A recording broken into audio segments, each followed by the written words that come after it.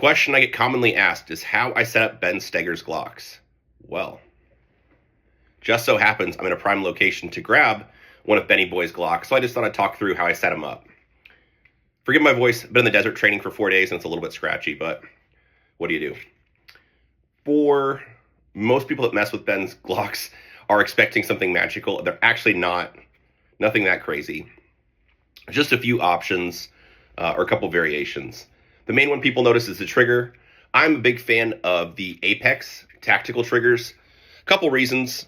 I like the trigger face just because it's flat and it feels like it's a little bit easier to press the trigger straight back. Not a pull weight thing, just an ability to get on the trigger, and I just like how it contacts my finger. And again, it feels like it's easy to press the trigger straight back. With the Apex kit, I think this is called I should have looked it up, but it's a kit. It's like an action enhancement kit. So it's got trigger bar, and connector, basically all in just one kit. So just dropping those in. Those in itself doesn't change the trigger pull weight. Really, it just changes the trigger shoe and just the kind of the way it feels when you press the trigger. The factory trigger is a bit pointed, and I feel like maybe triangular is a better way to say it. And I feel like it's just a little bit tougher to press the trigger straight back. So anyway, I like this flat trigger. Ben was skeptical at first, then he shot mine a bit and he was impressed. So some of Ben's guns have them, some don't. The only thing that really affects the trigger pull weight is some of them have Talon tactical reduced power striker springs. Kind of depends on what the guns are going to do. If you're going to shoot a bunch of hot military ball ammo, then probably not, just because they have harder primers or depending on where the ammo is coming from. So those normally just keep regular striker springs.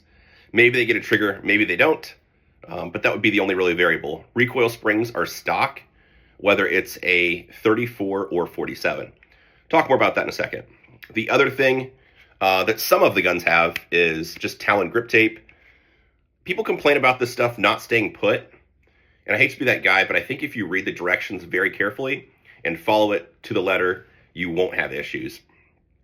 Most people, the issue people experience with a sport hand clamping down hard, they'll end up kind of having somewhere along the top the grip tape come loose and slide down the frame a bit.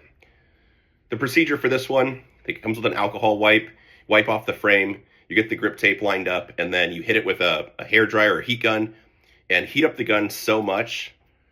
Honestly, it's almost uncomfortable to hang on to. My fiance has I won't get it right, but like an industrial kind of hair dryer, and just hitting it on that for, I don't know, a couple minutes, the gun gets hot enough that it almost feels like it's burning my hands, that I want to use gloves.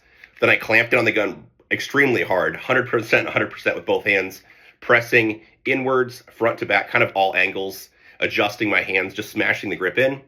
Let it cool for a minute or two, then hit it again with the heat gun so hot I can barely hang on to it. Clamp it in from all sides again, which activates all the glue. Do that maybe 2 to 4 times, depending on, how things are going or how OCD I feel. And that's it. After that, Ben hasn't worn any of them off. They do fill in with dead skin. You can just hit them with a nylon brush to knock the dead skin out. And that's about it. Like I said, factory recoil springs, nothing's changed there. The only other thing is just Optic. For red dots, I can speak for Ben, our preference are Vortex Defender XLs or Holosun 507 comps.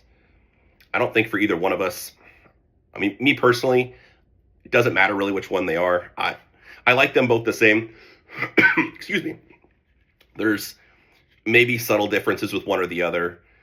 The Vortex has a 5-minute dot, which seems big when you're dry firing it, but actually on the range when you're shooting the gun and training with the gun, I never noticed a difference. The Holosun does have that tray with the screw that can back out. You need to witness mark it. They're different footprints. Vortex is a Delta Point Pro.